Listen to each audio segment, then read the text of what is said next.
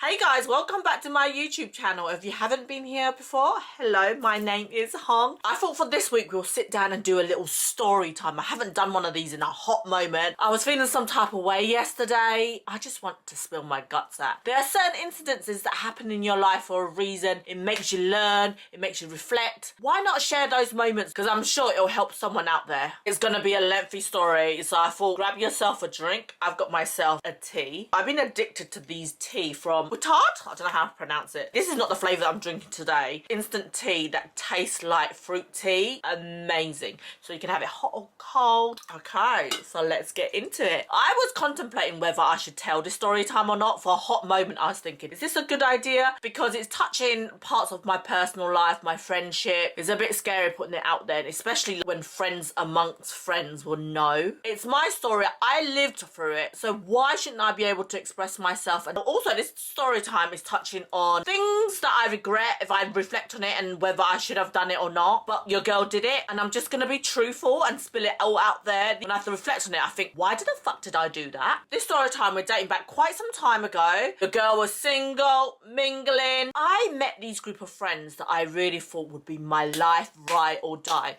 We went on holiday together. We were all single at the time, so the emotions were high. We were experiencing things together, and it was just a moment in my life where I thought, wow, I've found friends that I can be with a lifetime. We were going through the similar things. We were all single, and we actually went on holiday together, which was fucking amazing trip. But since that little trip, we meet on a regular basis every weekend. We try and grab dinner, go drinking, and your girl was single, living her best life. And because all of us were single at the time, we were egging each other on, going out on weekends, drinking, being your wing woman and you'll be my wingman. It was one of those type of friendships where we went out a lot, and it was a phase in my life that I really enjoyed. Also, this friendship, it was my first ever time that I actually went traveling with friends. I've always traveled with family. This was like a once in a lifetime holiday where it really made me feel like I connected with these people. I really trusted them.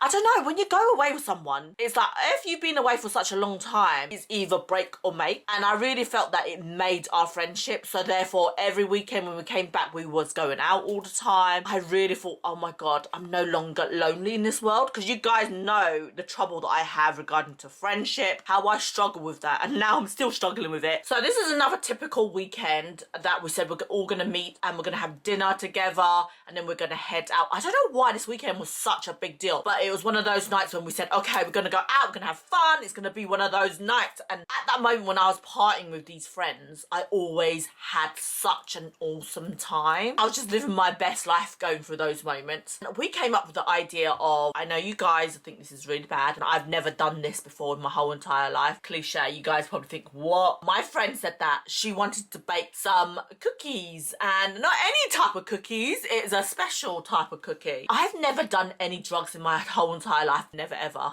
Yeah. So, kind of give you a hint, I tried it this time. I was such a good girl growing up. I thought, okay, these are my closest friends. If I was going to ever do it, this is the safe environment to do it in. So I thought, fuck it, why not? I don't smoke. This is a fucking cookie. What can go wrong? It's not going to be a big deal. It's going to be a good time, and I'm in a safe space. Yes, I'm on it. Let's do it, guys. It was definitely wasn't peer pressure. I've never experimented with any forms of drugs before. I don't know what went through my mind, and I am not suggesting anyone to do this. Girl was in her mid-30s thinking, this is the first time I'm touching drugs. That is a world record. I'm just being vulnerable. I don't know nothing about weed. Just chill out. It makes you giggly and you're talkative. I came round that evening. Everyone was there. There was around about 8 or 10 of us. We was just eating, munching, talking. This is the first time that my friends ever made these special cookies. I don't even know how it's meant to taste. I don't know how it's meant to look. They look like normal cookies to me. How bad could a cookie get? Boy, was I so wrong. When she was baking it, she was mixing it, she's like, oh, I don't know what is the amount of stuff you meant to put inside the cookie, so she just literally put a whole load there. And the cookies were the size of humongous. You know, how bad could it get? I had a whole cookie and a half to all to myself. I didn't feel anything. It tasted a bit funny, but other than that, we're hitting around about 11 p.m. by that time. I don't feel nothing kicking off. Oh yes, there's a hint of little, you know, here and there. Other people were starting to feel, oh gosh, which I don't know was a good idea for us to go out. But I was like, oh no, I came all the way here because you guys know I live in the suburb. It is a mission to go over to my friends who lived in central London at the time. And it was just so easy to go out and then stay over at theirs. The plan was always head round to their place, we eat, then we go party, and then we return back to my friend's place. And slowly people were dropping out like fucking flies. I'm determined to go out. I don't feel anything. This is my first time experiencing and I'm like, is this what it feels like? It feels like nothing. It's no big deal. And I did feel a bit giggly. I felt like I could still go out. I know what I was doing. I didn't feel any type of like major buzz. Now 4 of us going to head out. So one of my good girlfriends, one of her best friend, and this other guy that, let's call him Jack. All 4 of us decided we're gonna go out. And mind you, these people are all experienced. They've done this shit before. So they know what they're talking about. And I should have listened to their ass when they said that, girl, it's gonna hit you later. I just think I'm some Miss Powerful Hulk over here. You guys are pussy, man. Boy, how wrong was I? Thinking they're weaklings. We decided to walk to this club, which was quite local to us, around about 10 minutes down the road. Once we arrived there, the bouncers was like, I remember you, pointing to my friend Jack. You caused trouble last time. Don't think I don't remember you. Don't think you got away with it. You're not getting in this club. 3 of us was looking at each other. We're out here. Let's head to the next club because we can't leave our friend. Also, a thing that I need to note, that friend did not have any cookies. 3 of us had cookies. Jack did not have any cookies. So he was sober all night, no issues. We went to the next bar and they're like, no, you're not entering either. These bouncers, they have hookups together where they're tannoying each other. Yeah, make sure they don't get into your club. They really know how to fuck up a night. I don't know why I'm such a fucking keen bean. I really wanted to be out. Let's walk down to the next Simmons bar, which is another 15 minutes down the road. As we're walking there, my friend, this is the only girlfriend that I have with me that is meant to be my wing woman. She was like, oh my God, I feel like I'm walking on clouds. And she was like, I'm gonna call an Uber. I don't think I'll be able to take it once I get into the club. I think I'm gonna go home. The other friend that was good friends with my girlfriend, he's like, oh, I'm gonna take her home. Now when I think about it, what a fucking shitty friend am I? My girlfriend's going home and I'm still determined, I'm gonna go out, fuck you. I should have left with her. I do remember saying, oh, I'll go home with you. But deep down, I really wanted to stay out. And my friend Jack said, no, we can still go out because he's completely fine. He wants to go out and he's like on the same drive as me. He wants to pull, he wants to drink, he wants to have a good time. Okay, bye girl, I'm leaving you. Those 2 friends left. Now it's just me and Jack heading into this club. I was just in the zone. The music was pumping. My friend said, okay, I'm gonna get us a drink and you can get the next one. I wasn't really feeling the effect of the drugs. Okay, let me get drunk. 1 drink won't do any harm. I still felt really in control. Whilst he was getting the drink, let me try and look around the club and find us a perfect spot. And I found the perfect spot right on the dance floor. It was just like, you know, one of those poles that they have hanging in the middle of the room and they have like a little, not a proper table. Came back, he got me the drink. Then I said to him, hold on to my drink. I'm gonna head to the toilet. The vainness in me. And your girl was wanting to go in a pool. That's one of the missions. Me and this guy, when we go out together, we're always like, okay, I'm gonna find you a girl. This friend is a bit of a, oh, should I say it? When we was on holiday, he was hooking up loads of girls. He's a bit of a male slut. He will sleep with anyone that has legs. But there are moments where I feel like, have you got standards, mate? Literally, he will sleep with anyone if they give him the opportunity. That's not really nice to say about someone, right? Just saying as it is, you know. I'm just saying my opinion. I came back out. I took a sip of my drink. The music was good. It wasn't that busy inside the club, so there was loads of space to dance. All of a sudden, it fucking hit me. I can't feel my legs. Like, my legs were like shaking. I was like, fuck, is that the shit that I'd taken earlier that's hit me? I can't be drunk because I've only had 1 sip of the alcohol. I was just thinking, shit, what I've taken earlier just literally hit me. My legs were wobbling and I had heels on and I couldn't feel my legs and they were like trembling and I felt like I was going to collapse. So I said to my friend, I need to sit down. There was little stools nearby where we were, so I sat down on the stool and literally I felt like I was going to fall off the stool. There's nothing in front of you like a table or anything. I literally felt like I was going to collapse and fall off the stool. So I was like, oh no, can we go and find a table where we can sit where I feel a bit more steady? Also the music in the club was pumping so loud that I cannot hear myself think either. It was just such a surreal moment. I fucking regret this to the day that I fucking die. I never ever want to feel like that again. It's so funny when you feel so out of control, but yet you know what's happening around you, but you can't control your body, you can't control your thought. Everything is just hazy and blurry. That's how I can describe it. When you know your surroundings and you know exactly where everyone is, everything is clear, yet you're so not in control. It was just such a bizarre and crazy feeling. My friend ended up guiding me to this table at the very back of the club. On my right hand side is just the exit, but it's like a corner table, so it's quite high chairs that are cushioned. People sitting around here, people dancing at the front. I end up sitting on this corner, and then my friend sat at that corner. So I was cornered in. On my right, there is the exit. You can see the bouncers at the door entrance. I felt so weak. I felt like I was just out of it. I have to fight through this. I just felt like I was gonna black out, and I was so not in control, but I kept saying to myself, I cannot black out. My legs wouldn't allow me to walk. They felt so wobbly. I felt like I couldn't even stand, and lucky that the table was in front of me, that I didn't fall front facing. I was saying to my friend, I need to go home. Backstory to this. I was looking at my phone. Shit, I need to order an Uber home. And I'm going to order the Uber to my friend's place because my friend literally lives down the road, maybe 5-10 minutes drive. But I don't know the route home. I'm trying to order an Uber. Trust me, this is always my fucking luck. So I lost my phone just over a week ago. During that week, there's this whole massive thing where someone tried to steal my identity. It was a whole fucking massive ordeal. When I lost that phone, I had to switch my phone and all my numbers, my backup work number. I've managed to get a new phone, but it's with my latest number. There was a lot of applications that were linked to my work number as a backup. Uber was one of those that were linked to my work phone. Because I'm logging on to the first time on my new phone, all my other apps, I've managed to switch it back to the latest phone, but Uber is not an application that I use on a regular basis. They've sent me a verification number and I can't log into Uber. And when you're in that mental state, you can't think clearly. This is my only way home. I don't have no cash on me and I wasn't thinking clear.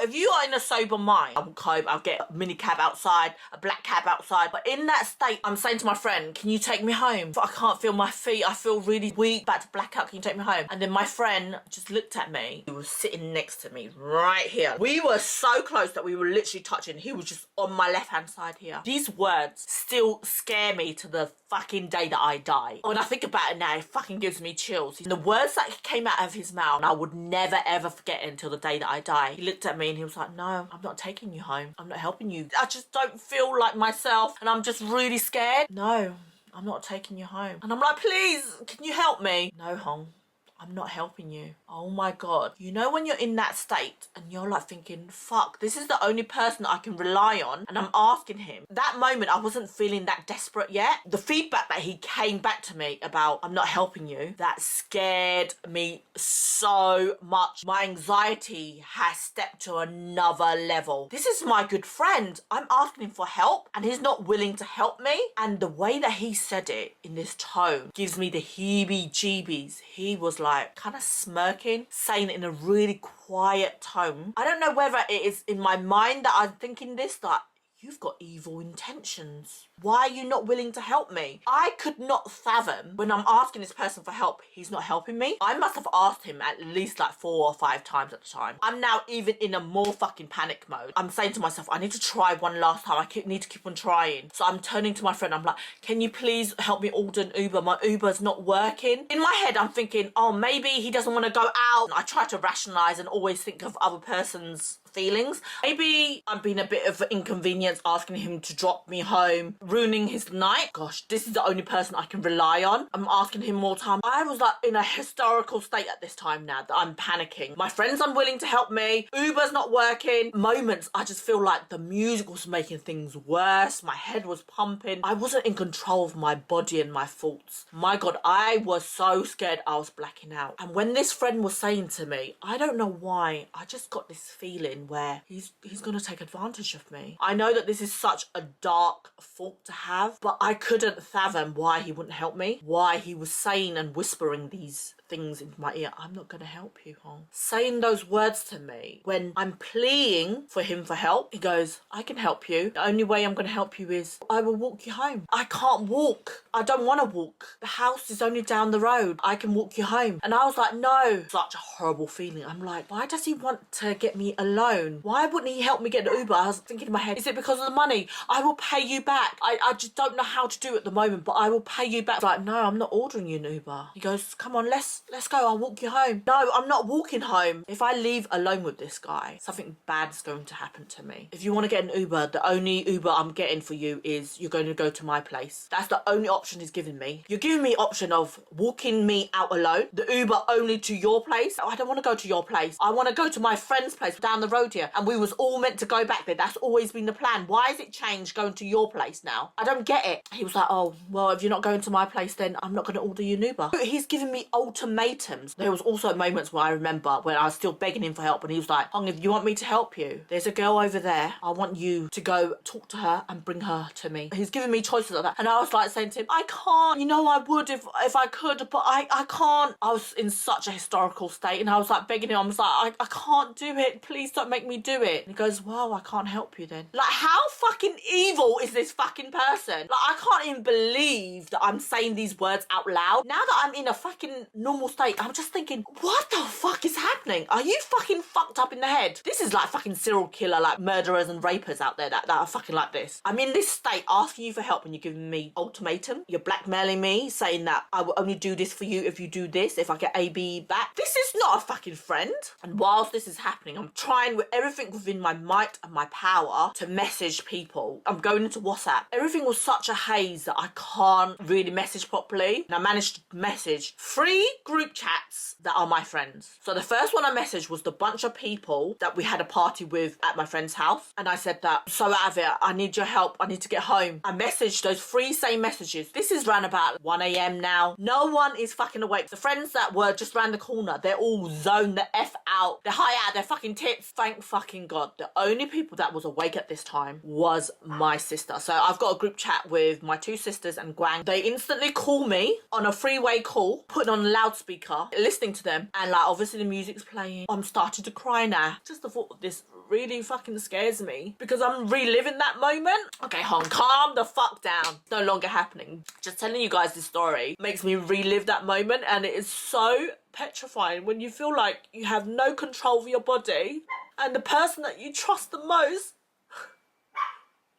the person that you came here with and trust the most and you thought was your good friend, is now betraying you. And it seems like they're there with a motive. And I don't know what the motive is, but all I know it was, if I stay with him, something bad is going to happen. Okay, calm down. And it was such a scary moment. So now I'm on the phone to my sisters. The music is making everything worse. I'm crying to my sisters. I'm like, I don't know what to do. I can't control my body. I'm asking my friend for help and he's not helping me. Mind you guys, I messaged that group chat to my friends that we were at the house with. He was in that group chat and he was saying to me, with the way that he was just so calm and it just sounded so evil. He's like, why are you messaging the group chat, Hong? You see me in this hysterical state and I'm asking you for help. You don't want to help me? And in my head, it kept going round like, why won't you want to help me? Like, I'm begging you, crying to my sister. I need to get away from him. I feel really, really scared. This sense of emotion where you feel like, oh my God, he's going to rape me. It's just a horrible feeling. And I'm trying to fight this urge of blacking out and the music is just making everything worse. Telling my sister I tried a cookie for the very first time and then they're having a go at me on the phone. It could be just the drug. It could be just the alcohol, mix everything in, a bad trip. That's what people are telling me that's making me feel this way. But I don't know what it was. But in that moment, I just knew I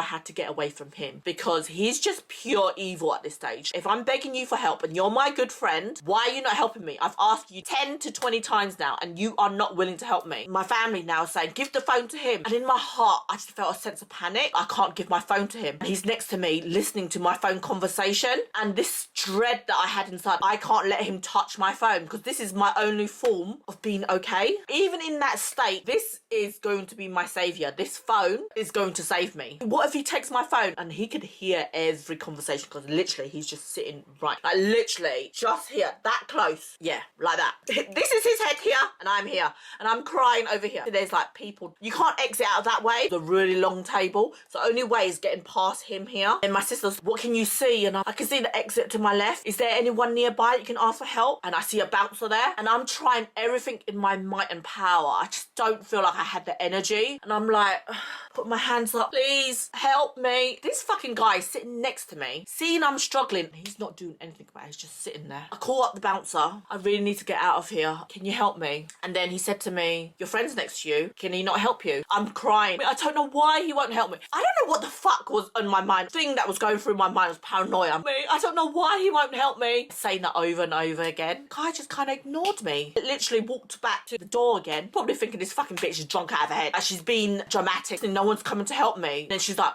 try again, and pull my hand. Came back. I really need to get out of here. I'm really, really scared. And I'm like in hysterical. I'm going to help you. Now when I fucking think about it now, I am so fucking annoyed at this fucking dick. Thank God that he did help me. But at moments when I reflect on it, I'm like, you could have fucking done so much more. He, instead of coming to the table, helping me, taking me out from my friend, the table's here. He stands 2 meters away from the table and he puts his arms out like that and he calls me like this, come over here and I'll help you. Maybe it's just all my imagination, because I'm like thinking that is fucking such a long distance. How am I gonna get there? I consistently feel like I'm blacking out. And this fucking dick bouncer, he could have came close to the table to help me, pushing with everything in my mind. Hong, calm yourself down. 1 feet at a time. Concentrate on what you're doing. Don't black out. Count 1, 2, 3. Take it slowly. You're gonna be okay. I literally walked to that bouncer. It felt like ages until I get to him and I managed to hold him in his arms. At that moment, I'm gonna be okay now. I just left him sitting there and the bouncer walked me out. I'm still on the phone to my sister and my family all this time. My family's like, I've got you an Uber. They're gonna come pick you up anytime soon. Now they put me on a stairway outside, got some fresh air, vomiting everywhere. I think that's kind of helped me as well. It's more out of my system. The Uber's 5 minutes. I am so thankful that my family was there for me during this vulnerable moment, because oh my God, it was so scary. My family was on the phone to me all this time. The Uber's gonna come now, walking me every step of the way. And once I got in that Uber, I was finally relieved that I'm going to be okay. Uber back to my mom's house. I slept there overnight. Next day, I got home. I was in bed all day. The amount of times that I was crying over this situation, I just couldn't believe that that has happened. Also, there was moments in my head where I felt like, oh my God, can I tell my friends about what happened? Will they believe me? Why do us women go through all this and we're doubting, having to doubt ourselves? When I spoke to one of my girlfriends, she said, I think it's the drugs that is making you feel paranoid. Granted, fair enough, it's making me feel paranoid. But even if that is the case, when I'm begging my friend for help, why is he not helping me? I remember everything so clearly about exactly what happened. Because they're probably thinking I'm imagining all this in my head, but I know exactly what happened. I was just not in control of my body. I'm going to put it out there. I feel that I was spiked, but I only had 1 sip of that drink and then I didn't take any more. Is that enough to get you like that? I don't know. Or is it drug? That is something that I question. When I put that out there to my friends, they were like, no, you would never do that. But then I'm thinking, I never thought that he would be that type of person. So nothing would surprise me. Do you know, when I tell my friends these stories, they're also his friend. They've known him longer than me. I'm the person that stepped into the friendship. It's just so hard when you feel like you're not believed. And then I told my really good friend, I wouldn't make up this shit. I'm embarrassed about. It's always me that comes up with fucking drama and situations like this that happen, right? She made me feel so much better. She really reinforced my thoughts. She said that you are not questioning yourself. This is 100% what happened. Now you just have to eliminate this person. When my other friends were saying to me, no, he would never do this, Spike. Maybe he didn't. Maybe it's the drug and everything, but why would you not help me? And that is not a good friend to me. And I don't want people like that around me. Can do that stuff to me and be okay? Because I literally laid in bed all day crying, really upset and trying to digest exactly what has happened. I'm not going to let him get away with it. I'm going to let him know that I know exactly what happened yesterday. I was brave enough to give him a call. He didn't answer the phone. Then he called me back and I asked him what exactly happened yesterday. I want to get your point of story about what happened. He acted as if nothing happened. He was like, oh, we just went out. Nothing happened. You left early. So I played all this in my head. I remember I begged you time and time again and you didn't help me. You're sitting there smirking. You're giving me all these choices and ultimatums on how you're going to help me. And you know what he said to me? He fucking gaslighted me. All I saw was you was on the phone to your sisters. You was crying. So I thought something must have happened and you literally left being on the phone to your family. Like, how could you comprehend and talk to this person that is gaslighting you, telling you this is the story? No, Hong, this didn't happen. It's all in your head. This person, something's not right there. I decided to block him, cut him out of my life. It is so hard when you're going through that motion and you're also grieving at the same time, because I really thought that this new friendship, I've always talked about me craving a friendship, and I really thought that this is the new friendship that I've captivated and this is going to bloom to something beautiful. I've always craved that there's a friend that can go to every weekend, like a bunch of us. The thing is just not just him, is like a group of us that's together, that hangs out together, and then now all of that is broken down. You can't help but blame yourself. You're thinking, it's me, I've caused all this tension within the friendship, that's why we can never be the same again. And I'm grieving this loss of this friendship. If I think about it now, it was never a friendship to begin with. If someone, when you're begging and in your most vulnerable state and when you need them for help and they're not willing to do it, say if even if that's all in my imagination, if I'm going to a friend asking you, can you help me, why won't you help me, and the least that you should do is check up and make sure I'm at home, did all this and then acted as if nothing has happened, it's all in my head, make me sound like I'm crazy. That is just like one hell of a fucked up person in my mind. You just have to be careful. The people that you think you know so well be literally complete strangers,